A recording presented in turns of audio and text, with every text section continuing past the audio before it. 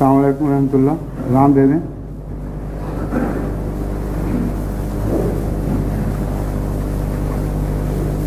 अल्लाहु अकबर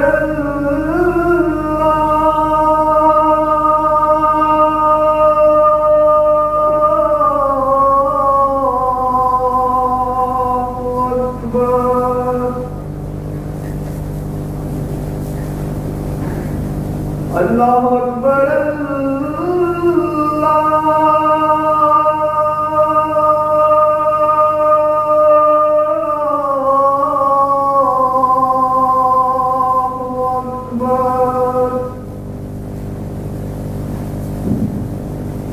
अशहदु अल्ला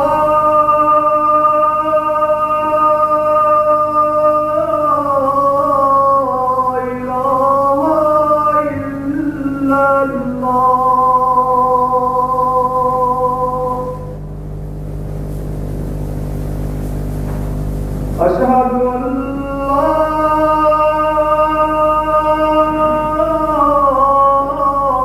इलाहा इल्लल्लाह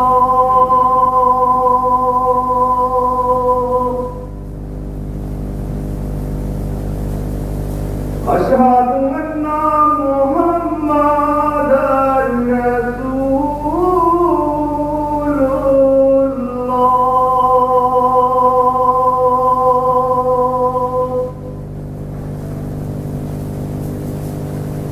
अशहदु अन्ना मुहम्मदन रसूलुल्लाह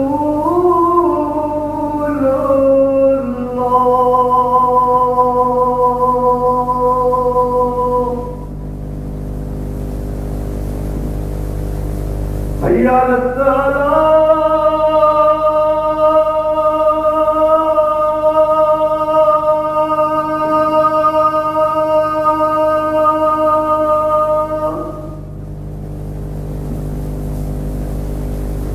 हय्या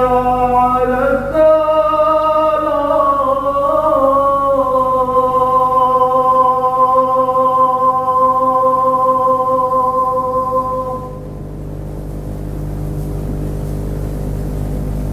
हय्या अलल फलाह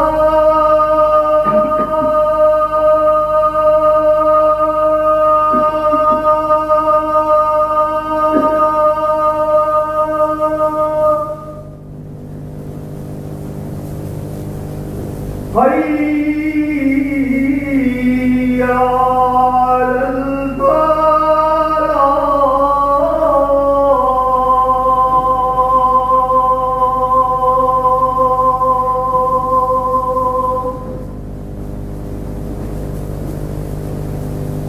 अल्लाहु अकबर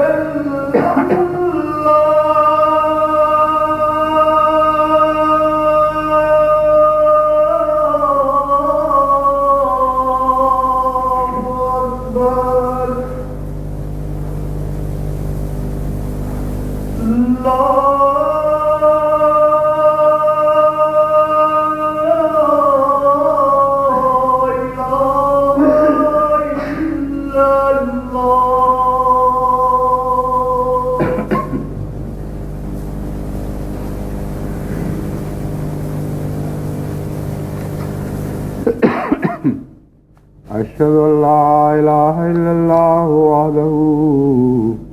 ला शरीका लहू व अशहदु अन्ना मुहम्मदन अब्दुहु व रसूलुहु अम्मा बअदु फ़अऊज़ु बिल्लाहि मिनश शैतानिर रजीम बिस्मिल्लाहिर्रहमानिर्रहीम अल्हम्दुलिल्लाहि रब्बिल आलमीन अर्रहमानिर्रहीम मालिकि यौमिद्दीन इय्याका नअबुदु व इय्याका नस्तईन اهدنا الصراط المستقيم صراط الذين أنعمت عليهم غير المغضوب عليهم ولا الضالين.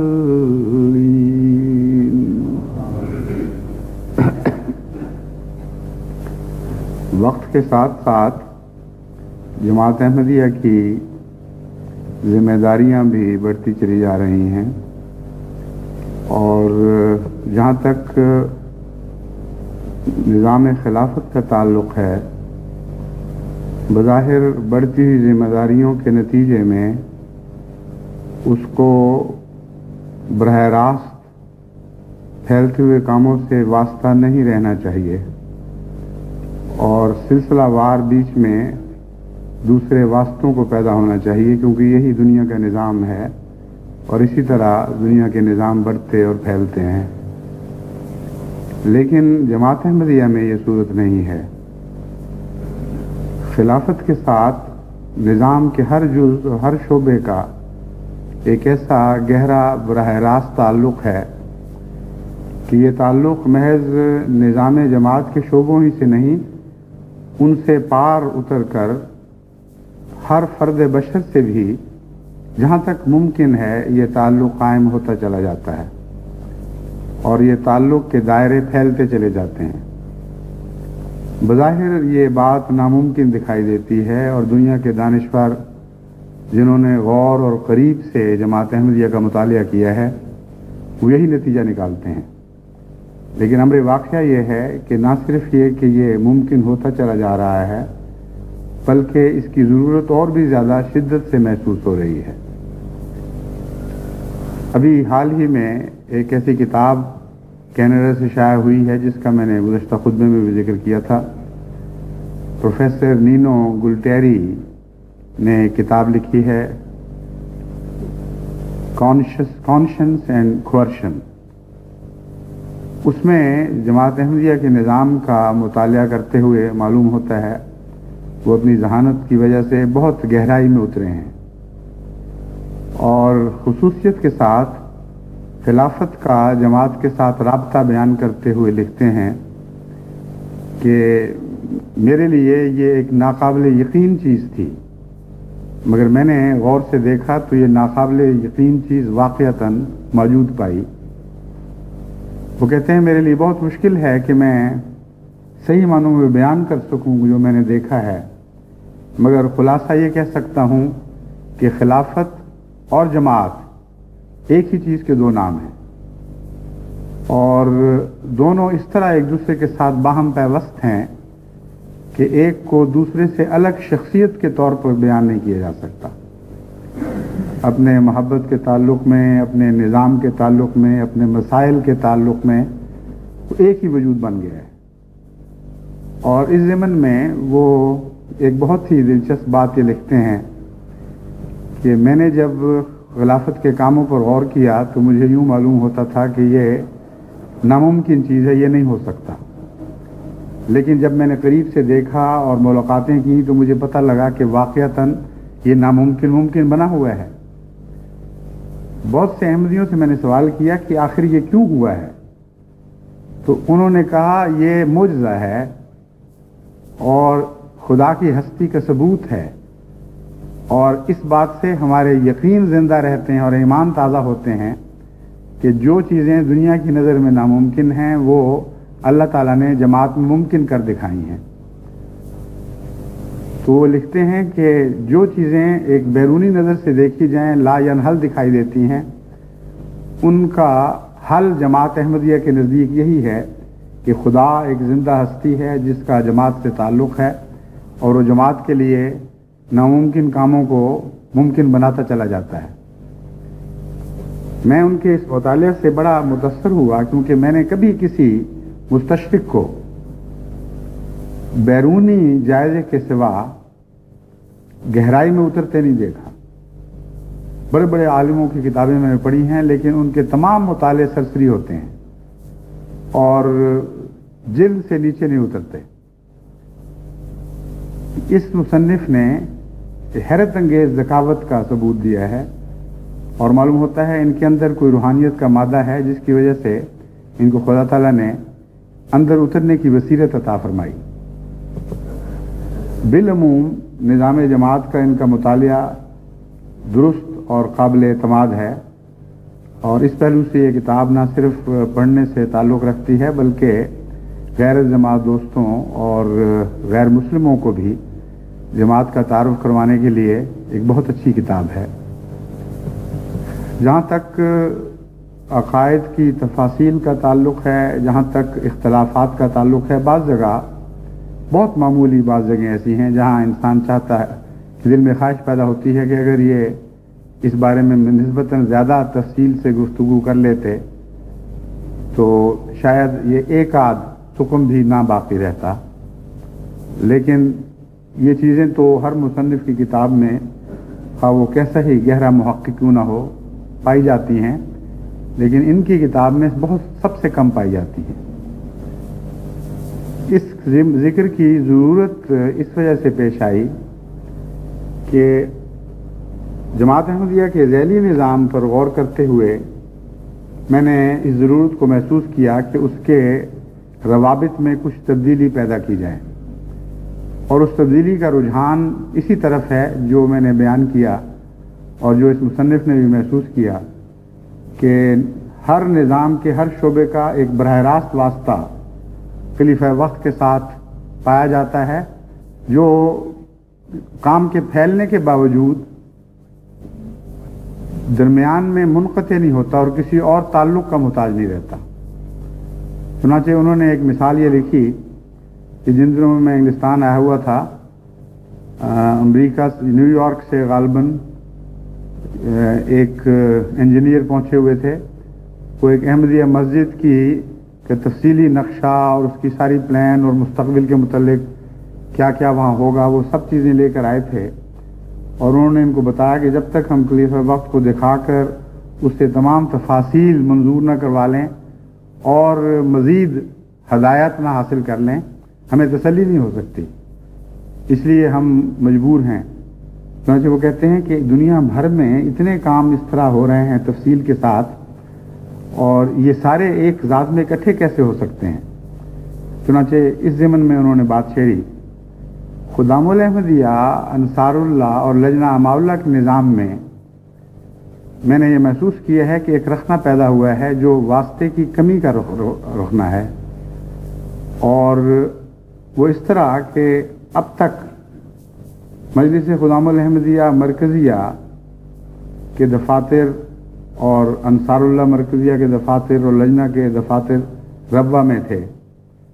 اور یہ خیال کیا جاتا تھا کہ وہ ان معنوں میں مرکزیاں ہیں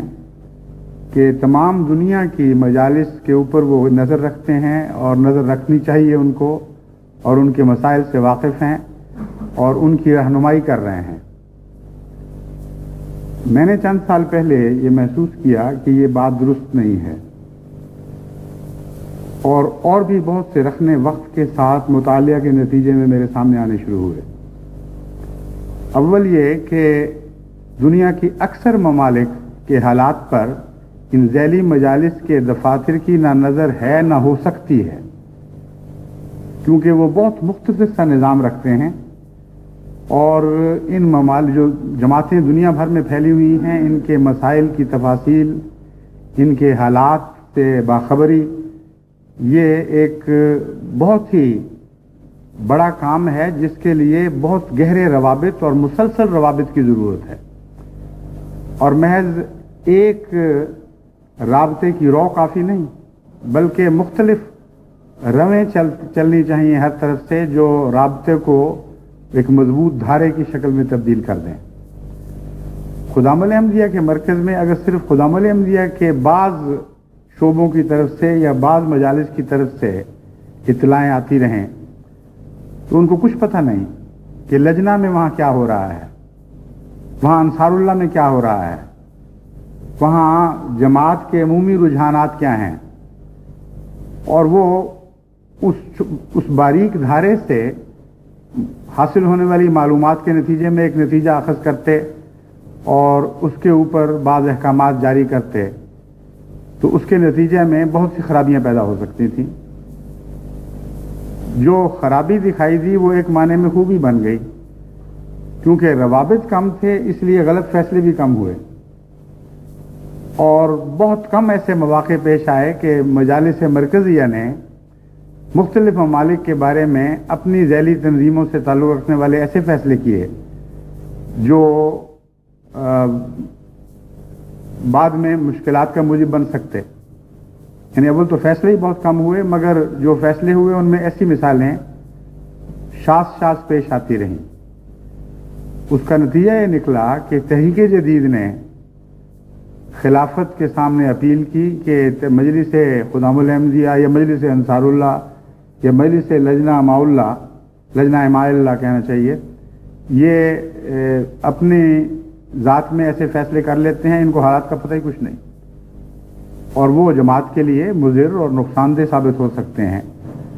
چنانچہ ایک اور رابطہ بیچ میں قائم کر دیا گیا، یعنی مجالس کے صدران تو وہی رہے، لیکن وہ رفتہ رفتہ اس بات کے پابند کر دیے گئے کہ تحریک جدید کو اپنا مشیر سمجھیں، اور اس کے نتیجے میں ایک انوکھی شکل پیدا ہو گئی۔ تحریک جدید انجمن کے رنگ کا رنگ رکھتی ہے، اور نظام جماعت کے اوپر جہاں تک بیرون پاکستان کا تعلق ہے، بیرون ہندوستان یا بیرون بنگلہ دیش بھی شامل کر لینا چاہیے، سارے نظام کی ذمہ دار تحریک جدید ہے، لیکن یہاں ذیلی تنظیموں کے ایک قسم کے نائب کے طور پر یا مشیر کے طور پر کام کرنے لگی، اور ذیلی تنظیموں میں یہ احساس پیدا ہونا شروع ہوا کہ یہ مشیر اتنا طاقتور ہے کہ اس مشیر کو ہم لگام نہیں دے سکتے، اور جو مشیر تھا وہ عملاً نگران بن گیا، لیکن عملاً نگران اس رنگ میں بنا کہ وکیل التبشیر بھی تفصیل سے ان باتوں پر غور کرنے کے بعد مشورے نہیں دیتا تھا، بلکہ ایک دفتری طور پر ایک قسم کی دخل اندازی سے شروع ہو گئی، اور دونوں جگہ بے اطمینانی کا احساس بڑھنے لگا۔ جب اللہ تعالیٰ نے میرے سپرد یہ ذمہ داری فرمائی تو مجھے یہ خیال آیا کہ مرکزی تنظیموں کے وقار کو بحال کرنے کے لیے جب تک یہ دنیا کے قائدین مقرر ہیں، ان کو کچھ نہ کچھ اپنی ذمہ داری کا احساس دلایا جائے، اور ان سے کہا جائے کہ دنیا سے تعلق رکھو اور رابطے بڑھاؤ اور سفر اختیار کرو اور معلوم تو کرو کہ کیا ہو رہا ہے۔ اس کے بعد جب اہم فیصلے کرو تو تحریک جدید سے ضرور مشورہ کرو، لیکن بالعموم جو ہدایتیں تمہیں خلافت سے ملتی ہیں وہ جاری کرو دنیا میں، اور اگر مرکزی کہلانا ہے تو مرکزی بنو۔ چنانچہ جب انہوں نے مرکزی بننا شروع کیا تو پھر بعض اور خامیاں سامنے آنی شروع ہوئیں، بہت سے ایسے غلط فیصلے ہونے شروع ہوئے جو پہلے کام نہ ہونے کے نتیجے میں نہیں ہوتے تھے۔ اب جب کام کھل کے ہونا شروع ہوا تو پتہ لگا کہ یہ محدود دائرے کی اطلاعیں اور محدود دائرے کی اطلاعات جب مرکز میں پہنچتی ہیں تو مرکزی دماغ اس معلومات پر صحیح فیصلہ کرنے کا اہل نہیں بنتا، اس لیے لازماً اس سارے نظام کو خلافت سے وابستہ کرنا پڑے گا اس طریق پر جس طریق پر دنیا کے باقی نظام وابستہ ہیں، اور بیچ سے یہ جو واسطے ہیں یہ ہٹانے پڑیں گے۔ چنانچہ ان سال جلسہ سالانہ کے بعد میں نے مرکز یعنی پاکستان سے آئے ہوئے سلسلے کے مختلف بزرگوں اور انجمن اور تحریک اور بعض ذیلی تنظیموں کے نمائندوں سے مشورہ کیا تو سب کی بالاتفاق رائے یہی تھی کہ اس نظام میں تبدیلی کی شدید ضرورت ہے۔ چنانچہ آج میں اس تبدیلی کے متعلق اعلان کرنا چاہتا ہوں۔ نظام میں تبدیلی سے مراد یہ نہیں ہے کہ مرکزی خدام الاحمدیہ کے نظام اور بحیثیت نظام کے تبدیل کیے جا رہے ہیں، صرف رابطے میں تبدیلی کا نظام مراد ہے۔ تو فیصلہ یہ ہے کہ آئندہ سے جس طرح پاکستان کا صدر خدام الاحمدیہ انجمن کا ممبر بھی ہوتا ہے اور باقی ناظروں کی طرح براہ راست خلیفہ وقت کو جواب دہ ہوتا ہے اور اس سے ہدایات لیتا ہے اور اس کے سامنے اپنے مسائل رکھتا ہے، اس طرح باقی دنیا کے صدران مجلس سے خدام الاحمدیہ بھی براہ راست خلیفہ وقت سے تعلق رکھیں اور اپنی مجلسی مراکز مرکزی مجالس کا واسطہ اختیار کرنے کی ضرورت نہیں ہے۔ یہ نظام اس لیے بھی ضروری ہے کہ آگے مجلس سے خدام الاحمدیہ مثلاً یا دوسری مجالس بھی ہیں، ان میں تفصیلی طریقہ کار یہ ہے کہ ایک منتظم بیرون بنایا جاتا ہے اور منتظم بیرون کی اپنی علمی حیثیت یا جماعت سے واسطے کی حیثیت یا کام کے تجربے کی حیثیت بالعموم ایسی نہیں ہوتی کہ وہ تمام دنیا کی مجالس پر جو دن بدن پھیلتی چلی جا رہی ہیں اور بڑھتی چلی جا رہی ہیں اور قوی تر ہوتی جا رہی ہیں ان پر نظر بھی رکھے، ان کے حالات سے واقف ہو اور صحیح مشورہ صدر کو دے سکے۔ اول تو اپنی ذات میں جیسا کہ میں نے بیان کیا ہے معلومات کا دھارا تنگ، اوپر سے صدر اور مجالس کے درمیان ایک اور واسطہ پڑ جائے جو مجلس بیرون کا کے سیکرٹری کا واسطہ ہو، اس کو مؤتمن کہا جاتا ہے یا بعض خدام انصار اللہ میں غالباً کوئی اور نام ہے۔ بہرحال اس بیچارے کو کچھ پتہ لگ ہی نہیں سکتا کہ کیا ہو رہا ہے، میں نے کیا فیصلے کرنا ہے، یا تو مینو آن ہر رپورٹ کو اسی طرح قبول کرتا چلا جائے گا اور اس میں بعض غلط مشورے آئیں گے تو اس کو پتہ نہیں لگے گا کہ اس کو قبول کرنا یا نہیں کرنا۔ چنانچہ ایسے فیصلے بعض دفعہ ہو گئے غلطی سے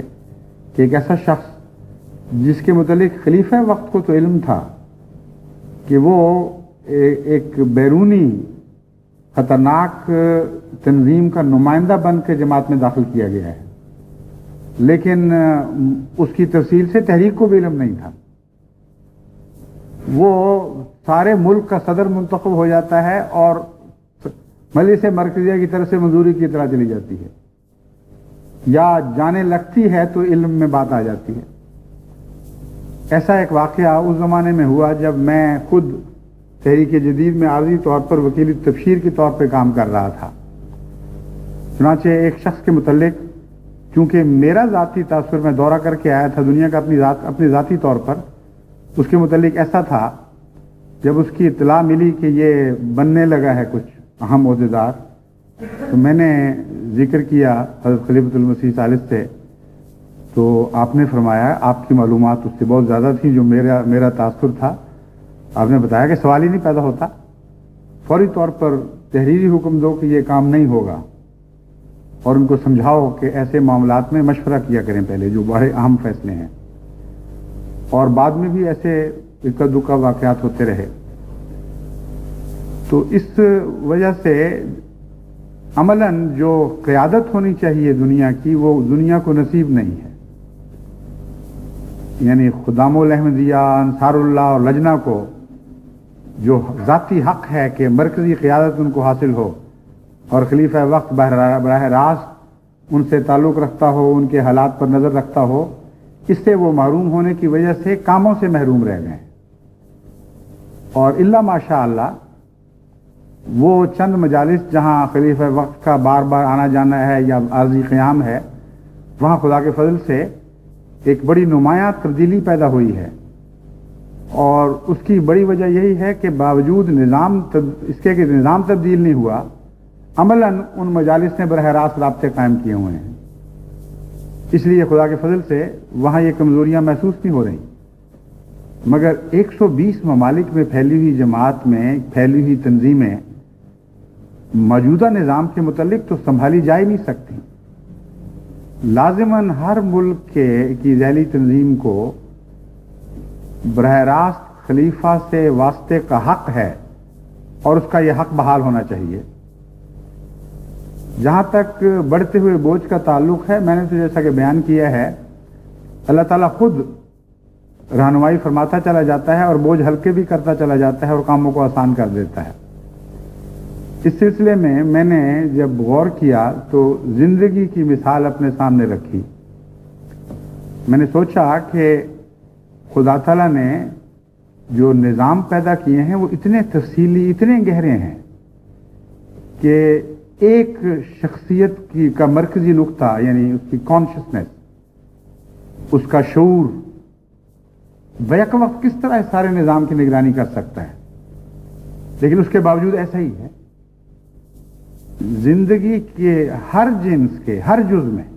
یہی نظام کار فرما آپ کو دکھائی دے گا کہ مرکزی نقطہ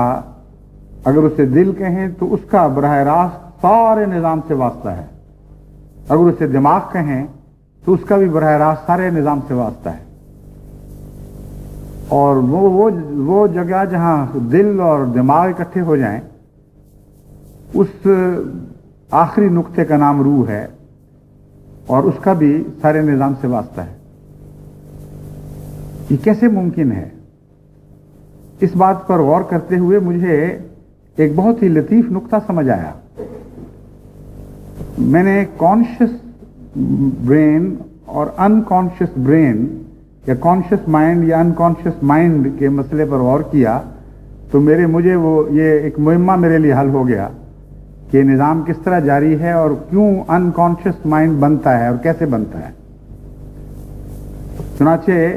مجھے خدا تعالیٰ نے یہ بات سمجھا دی کہ آغاز زندگی کا کانشس مائنڈ سے ہوا ہے، کوئی چیز انکانشس نہیں تھی. پہلی حرکت زندگی نے جو کی ہے وہ کانشس مائنڈ کے ذریعے ہوئی ہے. اور جب کانشس مائنڈ نے، یعنی باشعور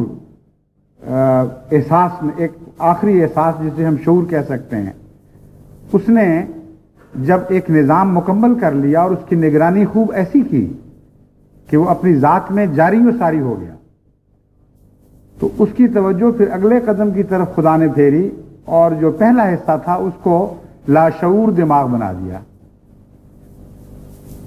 وہ تھا اسی دماغ کا حصہ لیکن دب کر نیچے اتر آیا.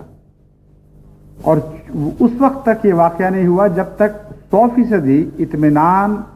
اور کمال حسن کے ساتھ وہ حصہ نظام کا جاری نہیں ہوا. اس پہلو سے جب میں نے انسانی زندگی پر غور کیا تو میں حیران رہ گیا یہ دیکھ کے کہ زندگی کے وہی شعبے صرف شعور کی طرف منسوب ہیں یا شعور سے تعلق رکھتے ہیں جن میں ابھی درجہ کمال نہیں ہوا، حاصل نہیں ہوا. جو اپنی ذات میں کلیتاً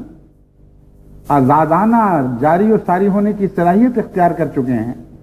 ان کا تعلق بھی دماغ سے ہے مگر لاشعوری دماغ سے رہ گیا ہے، شعوری دماغ سے نہیں.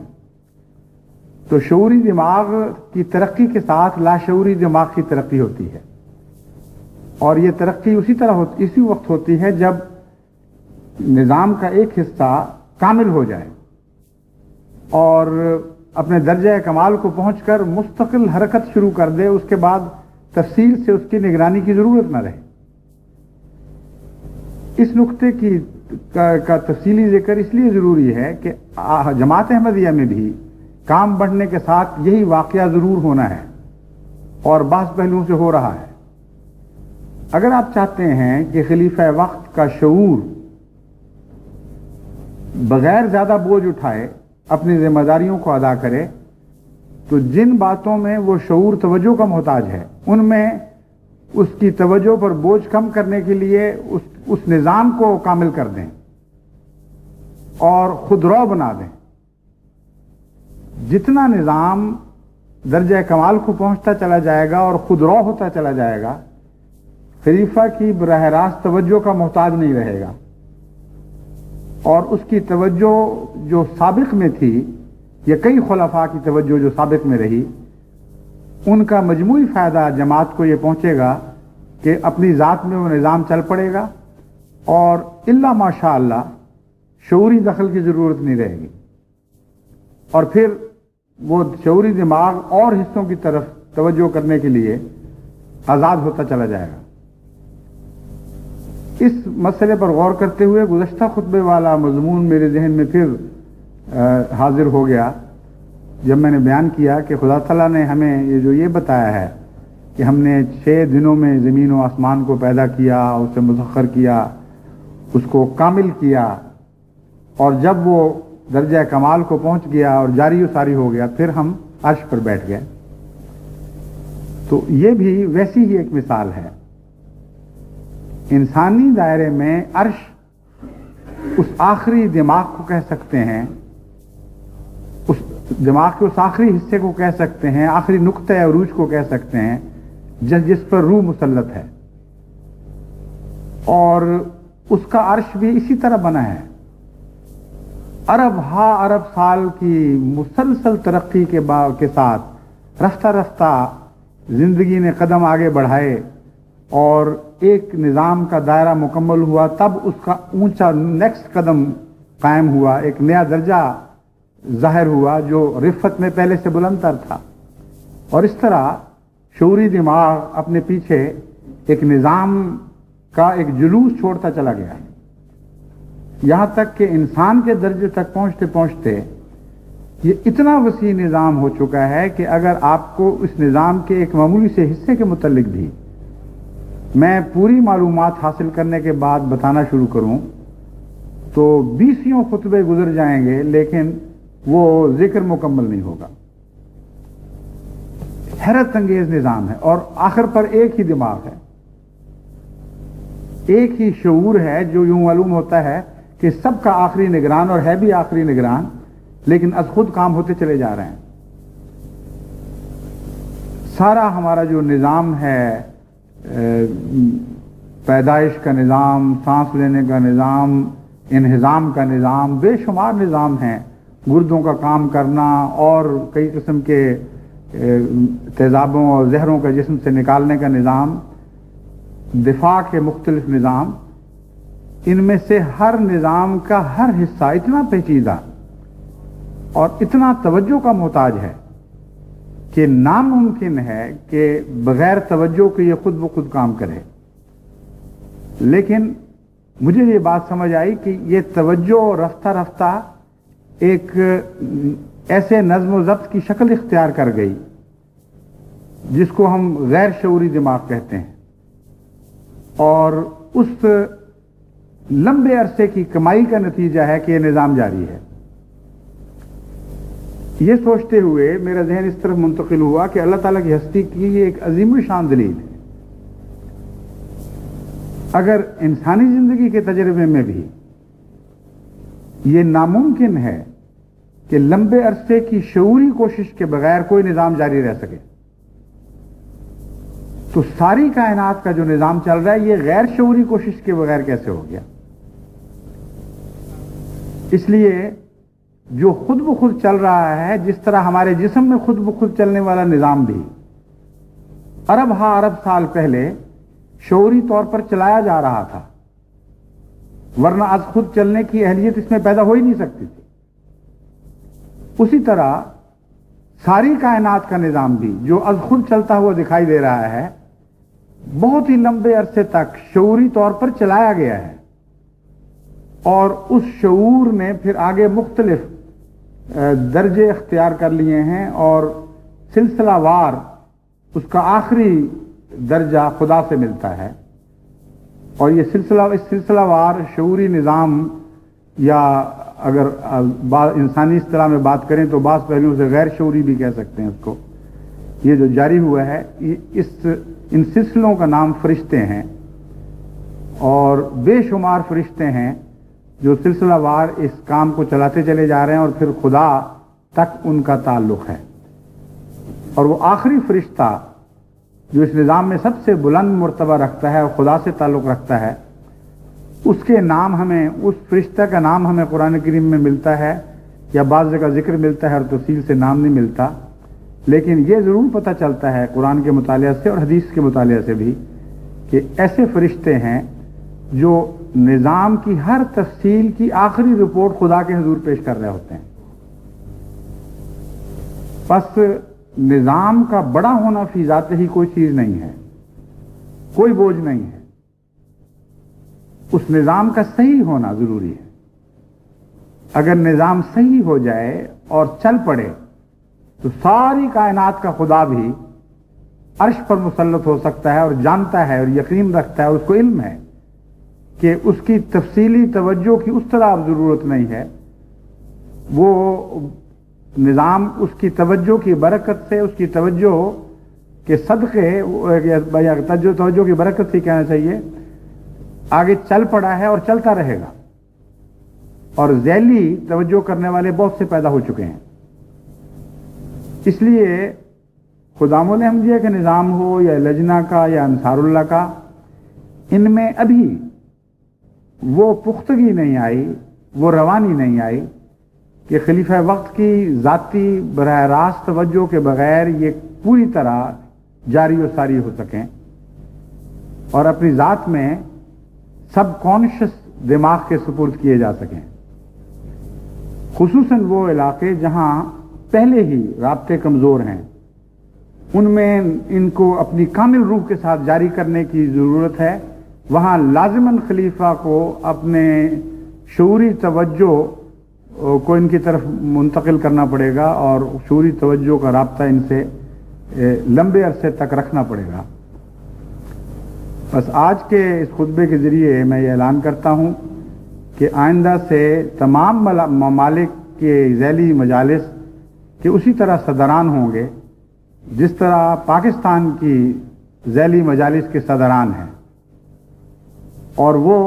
اسی طرح براہ راست خلیفہ وقت کو اپنی آخری رپورٹیں بھجوائیں گے جس طرح پاکستان کے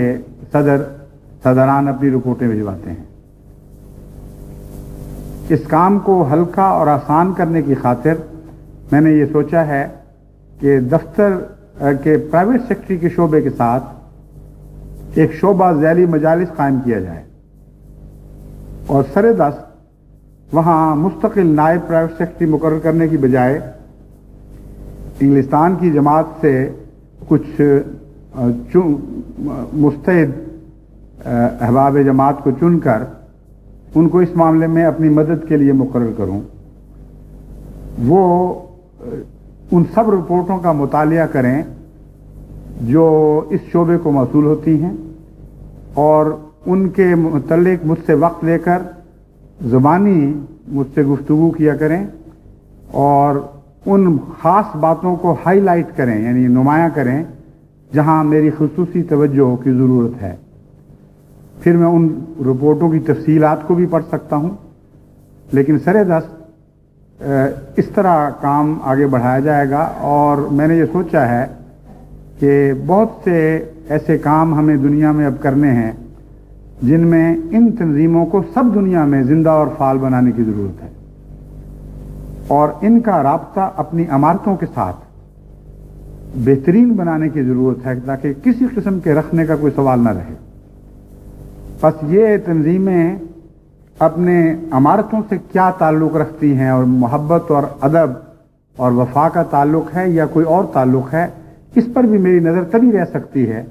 اگر ان کی رپورٹیں مجھے مل رہی ہوں اور میں پہچان رہا ہوں کہ ان میں کیا کیا باتیں پیدا ہو رہی ہیں، کیا رجحانات ہیں۔ بس آئندہ سے انشاءاللہ تعالی اس طریق پر کام ہوگا۔ تبھی میں نے اس دفعہ مجلس سے ربوہ میں ہونے والے مرکزی اجتماعات کے موقع پر جو انتخاب ہوئے ان میں یہ واضح ہدایت بھیجی تھی کہ آپ اپنے اپنے ملک کے صدر کا انتخاب کریں، اور وہاں عمداً مرکزی لفظ استعمال نہیں کیا تھا۔ میں نہیں جانتا کہ ان کو میرا یہ پیغام سمجھ آئی یا نہیں، لیکن ہدایت کے مطابق جو جو صدر بھی منتخب ہوئے ہیں وہ پاکستان کے صدران ہیں، اور باقی دنیا کے تمام ذیلی تنظیموں کے آخری عہدے داران آج کے بعد صدر مجلس کہلائیں گے، یعنی انگلستان میں صدر مجلس خدام الاحمدیہ انگلستان، صدر مجلس خدام انصار اللہ انگلستان، صدر مجلس لجنہ اماء اللہ انگلستان ہوگا، اور اسی طرح باقی دنیا کے ملکوں کا حال ہوگا۔ اس سلسلے میں دعا کی بھی تحریک کرنا چاہتا ہوں، کیونکہ یہ جو قدم اٹھایا ہے یہ صرف لمبے مشوروں کے بعد نہیں بلکہ بہت لمبی دعا کے بعد اور بہت غور کے بعد اور تامل کے بعد اٹھایا ہے، اور اس آخری شکل میں جب تک مجھے پوری طرح شرح صدر نصیب نہیں ہوا میں نے اس فیصلے کا اعلان نہیں کیا، حالانکہ जलसे पर मशवरा देने वाले कहते थे कि बिल्कुल ठीक है, दरकार खैर हाजत हीच इस्तिखारे नहीं, फौरन ऐलान कर दें। लेकिन मेरे दिल पे अभी एक बोझ था कि जब तक खुदा ताला की तरफ से पूरी फरासत नसीब ना हो जाए और पूरी तरह शरह सदर न मिले और दुआओं के ज़रिए इसमें खैर न तलब कर लूँ, उस वक्त तक ये ऐलान नहीं करना। तो आपसे यानी सारी जमात से मेरी दरख्वास्त है कि ये भी मेरी दुआ के ज़रिए मेरी मदद करें कि अल्लाह ताला इस फैसले को दुरुस्त और बाबरकत साबित फरमाए और कसरत के साथ जमात इसकी खैर का फल खाए और निज़ाम जमात तेज़ी के साथ अपनी तकमील के वो मराहिल तय करे जिसके बाद निज़ाम के हर हिस्से को गैर शऊरी दिमाग की तरफ मुंतकिल किया जा सकता है और निज़ाम जमात का अर्श बुलंदतर होता चला जाएगा। यही वो निज़ाम है जिसके ज़रिए हम मज़ीद रिफ़तें हासिल कर सकते हैं। इसके बाद एक मैं जिक्र करना चाहता हूँ, एक गम की खबर भी है, मगर रज़ाए बारी ताला का तकाज़ा ये है कि हम उसके साथ सामने से तस्लीम खम करें। गम जुदाई का तो है, लेकिन अपनी ज़ात में जिनकी वफ़ात का मैं जिक्र करने लगा हूँ वो एक नहायत ही नेक अंजाम को पहुँचे और किसी पहलू से भी उनकी इस वफ़ात के ऊपर किसी के लिए शिकवे की कोई जा नहीं है। हज़रत मलक सैफुर रहमान साहब मुफ्ती सिलसिला आलिया अहमदिया जो 25 अक्टूबर को 2 बजे कनाडा में वफ़ात पा गए हैं, उनकी वफ़ात का ऐलान करते हुए उनका मुख्तसर ज़िक्र खैर करना चाहता हूँ। मलक साहब मरहूम को अल्लाह ताला ने गैर मामूली इल्म अता फरमाया, गैर मामूली फिरासत अता फरमाई, गैर मामूली अतात की रूह अता की और ऐसा हसीन ज़हन और क़ल्ब के दरमियान तवाज़ुन अता किया कि जो शाज़ बंदों में पाया जाता है। बहुत ही एक दिलरुबा वजूद थे। मैं इनके साथ मुख्तलिफ ताल्लुक़ रखता रहा हूँ, खुसूसियत के साथ जामिया के ज़माने में शागिर्द की हैसियत से जब मैंने इनको देखा तो इनके वजूद की अज़मत मुझ पर ज़ाहिर होनी शुरू हुई। नहायत मुनकिसिर मिजाज लेकिन बहुत गहरा इल्म रखने वाले और बहुत ही अपने तलबा से शफ़क़त का सलूक करने वाले और इतने ज़हीन कि मुश्किल से मुश्किल मसाइल को इस तरह समझाते थे कि कम से कम मुझे तो फिर कभी दोबारा किताब उठाने की ज़रूरत नहीं पड़ती थी। जो कुछ इनसे मैंने पढ़ा वो आसानी से याद होता चला गया। मसलन सर्फ और नहव शुरू में इन्होंने मुझे पढ़ाई और बावजूद इसके कि सर्फ नहव को अरबी जामियात में बहुत ही मुश्किल मज़मून समझा जाता है और रटे लगाते हैं लोग। सर्फ के मुतालिक तो कहते हैं कि इसका दिमाग कुत्ते का दिमाग चाहिए, ये मौलवियों ने मुहावरा बनाया हुआ है। जैसे कुत्ता भौंकता रहता है उस तरह एक लफ्ज़ बार बार भौंकने शुरू कर दो तो फिर सर्फ याद आती है। लेकिन मलक साहब को चूंकि खुदा ने दिमाग का सलीका अता किया था, इसलिए आप इस तरह उसको निज़ाम के तौर पर समझते थे और इस तरह समझाने की अहलियत रखते थे कि अज खुद वो चीज़ याद होनी शुरू हो जाती थी, कभी किसी रटे लगाने की ज़रूरत नहीं पेश आती थी। चुनांचे जब मैंने हज़रत खलीफतुल मसीह सानी के हुक्म पर जामिया से फारुग होकर थोड़ी देर के अंदर ही मौलवी फाजिल का इम्तिहान दिया तो बाकी तलबा जो मौलवी फाजिल के थे वो अक्सर सरफ नाव में फेल हुआ करते थे और करीब आने की वजह से इम्तिहान बहुत रट्टे लगाते थे और मुझे पढ़ने की भी ज़रूरत पेश नहीं आई इस हिस्से को, क्योंकि वो मलक साहब से पढ़ा हुआ था। फिर मलक साहब ने जिस हद तक फ़िक़्ह की तालीम दी या दूसरी बाज़ उलूम की शाखों में हमारे उस्ताद बने, उन हिस्सों में मुझे खूब याद है कि कभी मेहनत की ज़रूरत नहीं करनी पड़ी। याद रखें, जहाँ उस्ताद मेहनत करने वाला हो, जहाँ उस्ताद का शऊर रोशन हो और वो अपने मजमून के निज़ाम को समझता हो, उसकी रूह से वाकिफ़ हो, उसके तलबा को बहुत कम मेहनत की ज़रूरत पेश आती है। जितना ज़्यादा मेहनत करने वाला तालिब इल्म है वो ज़रूरी नहीं कि उस्ताद के ऊपर हरफ आए, लेकिन अक्सर सूरतों में मालूम होता है कि उस्ताद का कोई कसूर रह गया है। बहरहाल मलिक साहब के मुतल्लिक तो मैं ज़ाती गवाह हूँ कि ये नहीं कि हर लेक्चर पे मेहनत करते थे। जब पढ़ा था इन्होंने तो इस तवज्जो के साथ पढ़ा था और इस मेहनत के साथ पढ़ा था कि इनके दिमाग में उस मजमून का जहान रोशन हो चुका था। फिर उसी रोशनी से इन्होंने बाकियों को हिस्सा दिया, अपने तलबा को, और वो मजमून आसान होते चले गए। जामिया अहमदिया को भी इस मलिक साहब की इन नेक सिफात को पेश नज़र रखते हुए अपने उलूम की तालीम और तदरीज में इस नुक्ते को समझना चाहिए, और मलिक साहब का ये फैज़ इनके बाद भी हमेशा जामिया में जारी रहना चाहिए। तमाम असातिज़ा कोशिश ये करें कि इस तरह अपने तलबा को पढ़ाएं कि तलबा उस मजमून को अक़लन ज़हनन खुद ब खुद जज्ब करते चले जाएं और उनके शऊर का एक ऐसा हिस्सा बन जाए कि फिर उसके बाद उनको ख़ास गैर मामूली मेहनत की ज़रूरत न पड़े। बाज़ नए लफ्ज़ों को याद करने में ज़रूर मेहनत करनी पड़ती है, मगर ये ज़िमनी बातें हैं। बाज़ तारीख़ें याद करनी पड़ती हैं, बाज़ सीक्वेंस बाज़ दफ़ा याद करने पड़ते हैं, यानी आगे पीछे कौन सी चीज़ पहले थी कौन सी बाद में। मामूली तवज्जो से चीज़ें याद हो जाती हैं, लेकिन अगर अच्छा पढ़ाने वाला हो तो जल्दी याद हो जाती हैं। दूसरी बात इनके मुतल्लिक़ काबिल ज़िक्र ये है कि ये मजलिस एहरार से ताल्लुक़ रखने वाले एक नौजवान थे जब ये कादियान आए हैं, और गालिबन ये 1933-34 का वाक़या है। मजलिस एहरार जब ज़ोरों पर थी, और उन जुलूसों में से बाज़ की रहनुमाई करने वाले थे जो नहायत ज़ालिमाना गंद बकते हुए कादियान पर हमला आवर थे, और ये दावा लेकर कादियान पर यलगार की थी कि हम कादियान की ईंट से ईंट बजा देंगे। मलिक साहब के ज़िंदगी के हालात कुछ अल-फज़ल में पीछे शाये हुए। मुमकिन है आप में से बाज़ों ने पढ़े हों और बाज़ों ने ना पढ़े हों। अगर नहीं पढ़े तो पढ़ने चाहिए, बड़े दिलचस्प हालात हैं। उनसे आपको अंदाज़ा होगा कि किस तरह इनको खुदा ने ज़हनी इर्तिक़ा नसीब फरमाया। और अब देखें कैसा नेक और पाक अंजाम है कि अगर खुदा न खास्ता उसी हालत में ये अपनी बाकी ज़िंदगी बसर करते तो एक नहायत गलीज़ गंद बाकने वाले मुल्ला के तौर पर मरते,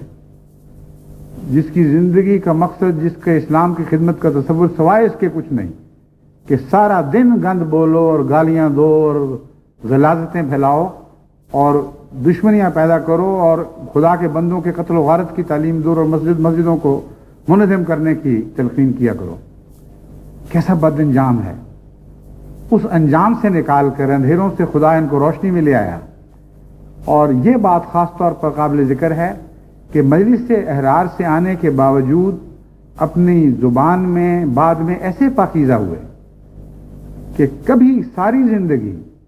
किसी से सख्त कलामी नहीं की। नरम रूह और नरम गुफ्तार थे, और तलबा के तौर पर भी हम जानते हैं कि हमसे बहुत गलतियां हुई। बाज़ दूसरे असातिज़ा बाज़ दफ़ा ज़ुबान की सख्ती भी किया करते थे। बाज़ असातिज़ा ऐसे भी थे जिनके मुंह से बाज़ दफ़ा ऐसे कलमे भी निकल जाते थे जिन्हें तलबा गाली कह देते थे। वो कहते थे कि गाली नहीं हकीकत है, मगर बहरहाल वो गाली के करीब करीब मजमून पहुंच जाया करता था। लेकिन मलिक साहब की ज़ुबान से कभी किसी ने कभी सारी ज़िंदगी ऐसा कलमा नहीं सुना जिसके मुतालिक आप कह सकें कि इसने दिल पर बोझ डाला है। बस ये रूहानी पाक तब्दीली है जो खुदा ताला ने इनकी ज़ात में फरमाई, और अंजाम ऐसा नेक कि सारी औलाद 7 बच्चे हैं, 4 बेटियां और 3 बेटे, सारे ही अल्लाह के फजल से नहायत मुखलिस और फिदाई अहमदी सुलझे हुए बाअखलाक लोग, और दुनिया में भी हर जगह बेहतरीन ज़िंदगी गुजारने वाले और अच्छे मनासिब पर फायज, अच्छी जगह बच्चियों की शादियां हुई, सारे घर खुश और आबाद अल्लाह के फजल के साथ। और کبھی کسی جماعت سے میں نے ان کے بچے کے خلاف کبھی کوئی شکایت نہیں سنی، بلکہ جب بھی سنا ہے تعریف سنی ہے کہ خدا کے فضل سے صف اول کے خدمت کرنے والے ہیں۔ وفات کے وقت آپ کی عمر 79 سال سے کچھ اوپر تھی، اور آخری کام جو انہوں نے کیا ہے وفات سے پہلے، وہ مجھے خط لکھا ایک دعا کا جو مجھے ان کی وفات کے بعد ملا۔ بہت دعاؤں کے مستحق ہیں، اور چونکہ ایسے متباہر علماء دنیا میں کم پیدا ہوتے ہیں، اس لیے ان کے خلا کو بھرنے کی ضرورت پیش آتی ہے، اور یہ یقین کے ساتھ کہا جا سکتا ہے کہ کچھ عرصے تک جماعت کو یہ خلا ضرور محسوس ہوگا۔ اس لیے اس عرصے میں ہماری نوجوان نسلوں کو اپنی علمی کمزوریاں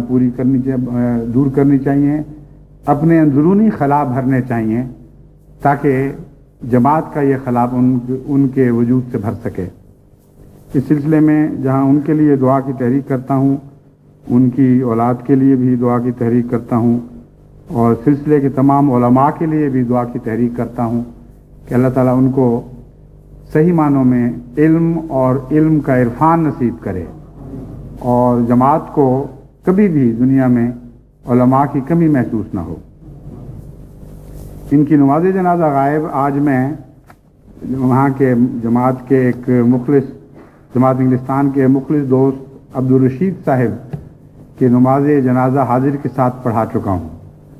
اس لیے آخر پر صرف یہی ایک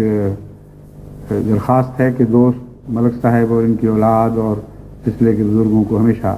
دعاؤں میں یاد رکھتے رہیں۔ ایک چیز جس کا ذکر میں کرنا تھا اور میں بھولنے لگا تھا، میری اب نظر پڑ گئی، وہ یہ ہے کہ ملک صاحب مرحوم نے اپنے وصال سے تقریباً 14-15 سال پہلے ایک بند تحریر ہادی علی صاحب کے سپرد کی۔ انہوں نے مجھے لکھا ہے کہ یہ عید الاضحیٰ کا دن تھا، اور مجھے کہا کہ یہ تحریر ہے جو یہ وہ میرے دل چاہتا ہے کہ میرے کتبے پر یہ تحریر ہو، لیکن یہ لفافہ بند ہے، تم نے نہیں پڑھنا، جب میرا وقت آئے تو اس وقت کے خلیفہ کو یہ پیش کر دینا۔ آگے ان کی مرضی ہے، وہ چاہیں تو اسے قبول کریں، چاہے تو نہ کریں، لیکن میری تمنا ان تک پہنچ جانی چاہیے۔ وہ تحریر یہ ہے: بسم اللہ الرحمن الرحیم، نحمدہ ونصلی علی رسول الکریم۔ اپنے اعمال کے لحاظ سے اپنے آپ کو اس قابل نہیں سمجھتا کہ بہشتی مقبرے میں دفن کیا جاؤں، لیکن مولا کریم کے فضلوں سے نا امید بھی نہیں ہوں، کیونکہ میری ساری زندگی اس کے فضلوں کے سہارے ہے، ورنہ من آنم کے من دانم۔ آگے ایک لفظ نہیں پڑھا جا رہا، کساں ہے۔ بہرحال اگر اس کا یہ فضل ہو کہ بہشتی مقبرے میں جگہ ملے تو میری لوح مزار پر مندرجہ ذیل آیت لکھی جائے: یا لیت قومی یعلمون بما غفر علی ربی وجعلنی من المکرمین، جس کا ترجمہ یہ ہے کہ اے کاش میری قوم کو معلوم ہو سکتا یا معلوم ہو جائے بما غفر علی ربی کہ خدا نے مجھے بخش دیا ہے، وجعلنی من المکرمین اور مجھے معزز لوگوں میں شمار فرما دیا۔ اگر اس کی اجازت نہ ملے تو پھر یہ شعر لکھا جائے: ایک عالم مر گیا ہے تیرے پانی کے بغیر، پھیر دے اب میرے مولا اس طرف دریا کی دھار۔ اگر اس کی اجازت بھی نہ ملے تو پھر بابا طاہر اصفہانی کی یہ ربائی لکھی جائے: یا رب ز گناہ زشت خود منفعلم، واز فعل بد خوئے بخود خاجلم۔ خے کا نقطہ نہیں پر رہ گیا تھا لکھنے سے، اس لیے میں تردد ہوا تھا پڑھنے میں۔ واز فعل بد خوئے بخود خاجلم، فیض بدلم ز عالم غیب رساں، تا محو شود خیال باطل سے دلم، جس کا ترجمہ یہ ہے کہ اے میرے رب، میرے برے گندے گناہوں، میں اپنے گندے گناہوں کے بارے میں خود بہت شرمندہ ہوں اور اپنے بدخو فعل سے سخت خجالت محسوس کر رہا ہوں۔ فیضی بدلم ز عالم غیب رساں، عالم غیب سے میرے دل کو یہ فیض پہنچا دے، ایک فیض پہنچا دے، تا محو شود خیال باطل ز دلم، تاکہ خیال باطل میرے دل سے ہمیشہ کے لیے محو ہو جائے۔ جماعت کو، یعنی ربوہ کے نظام جماعت کو میری تاکید ہے کہ اگر موجودہ زمانے کے بدخو علماء کی وجہ سے جو از خود خدا بنے بیٹھے ہیں، جماعت کو یہ اجازت نہ ہو کہ احمدیوں کے کتبوں پر قرآن کریم کی آیات کندہ کی جائیں،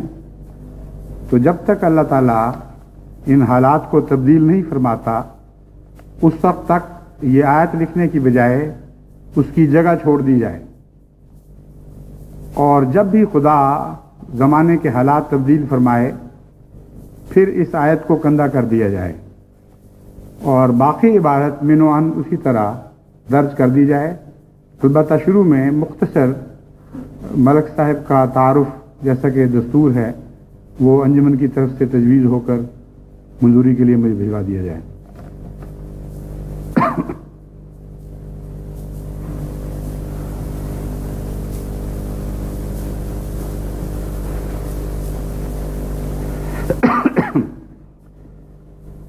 الحمد لله نحمده ونستعينه ونستغفره ونؤمن به ونتوكل عليه ونعوذ بالله من شرور أنفسنا من سيئات أعمالنا من يهده الله فلا مضل له ومن يضلله فلا هادي له ونشهد أن لا إله إلا الله وحده لا شريك له ونشهد أن محمدا عبده ورسوله عباد الله رحمكم الله إن الله يأمر بالعدل والإحسان وإيتاء ذي القربى وينهى عن الفحشاء والمنكر والبغي يعظكم لعلكم تذكرون اذكروا الله يذكركم وادعوه يستجب لكم ولذكر الله أكبر